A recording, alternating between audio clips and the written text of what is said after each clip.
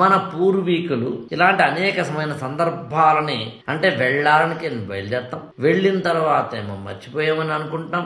మర్చిపోయిన తర్వాత రే పలానా సర్టిఫికెట్ మర్చిపోయానురా, పలానా కార్డు మర్చిపోయావురా, పలానా పర్స్ మర్చిపోయావురా, పలానా టిఫిన్ క్యారేజ్ మర్చిపోయావురా, రే మర్చిపోయాం అని వెళ్ళిన తర్వాత అనుకునే క్రమంలో ఒక పని చేద్దాం.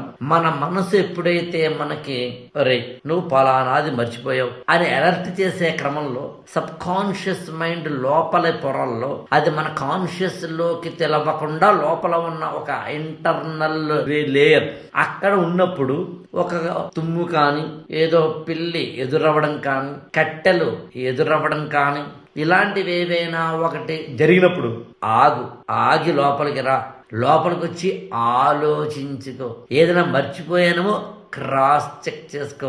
ఏదైనా అక్కడ ఇక్కడ వదిలేసినాము ఇంకొకసారి చూసుకో.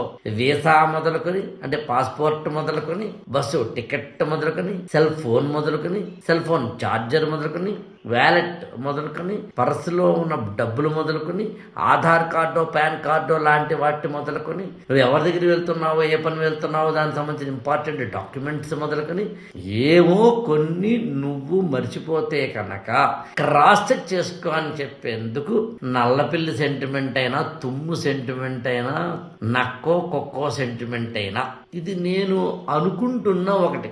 మనం ప్రయాణానికి వెళ్తున్నప్పుడు మనకే తెలియకుండా వెళ్దామా ఇంకా అని అనుకుంటున్నప్పుడు ఇలాంటివి ఎక్కువ జరుగుతాయనేది నా వ్యక్తిగతమైన అబ్జర్వేషన్, పరిశీలన మాత్రమే. ఇదేమి సైంటిఫిక్ అని నేనేమి నోబెల్ ప్రైజ్ కోసం దీనేమి అప్లై చేయట్లే. చాలా మంది ఏంటంటే ఇది చూడగానే అంటే సెంటిమెంట్లకు కూడా సైంటిఫిక్ రీజన్ ఇస్తారో అని చెప్పి ఏదో పెద్ద ఓవర్ యాక్షన్ చేస్తారు. యాక్చువల్గా సెంటిమెంట్లు అని నేను నమ్మను. వాటిని మన అనుభవంలోంచి మనం ఏర్పరచుకునే కొన్ని నియమ నిబంధనల్ని మనం మాత్రమే కాకుండా మన పూర్వీకులు మాత్రమే కాకుండా మన పూర్వీకుల మానవుడు అనేవాడు ఏర్పరచుకుంటాడు. ఈ ఏర్పరచుకునే క్రమంలో మనిషికి ఏర్పడిన ఇల్లాజికల్ యాక్షన్స్ నే మనం సెంటిమెంట్స్ అంటున్నాం. నేనేమన్నానంటే ప్రతి సెంటిమెంట్ వెనకాల సైన్స్ ఉందని చెప్పే ప్రయత్నము నా సనాతనమైన వారందరూ అత్యద్భుతమైన సైంటిఫిక్ నేచర్ అని చెప్పట్లేదు.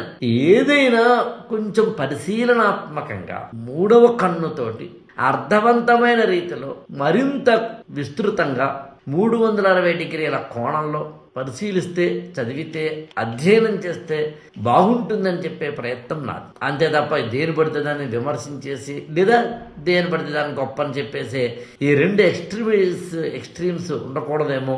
The middle path is the best path ఏమో అని చెప్పడానికి నేను చేస్తున్న ప్రయత్నం. మన ఛానల్ని లైక్ చేయండి, షేర్ చేయండి, సబ్స్క్రైబ్ చేయండి.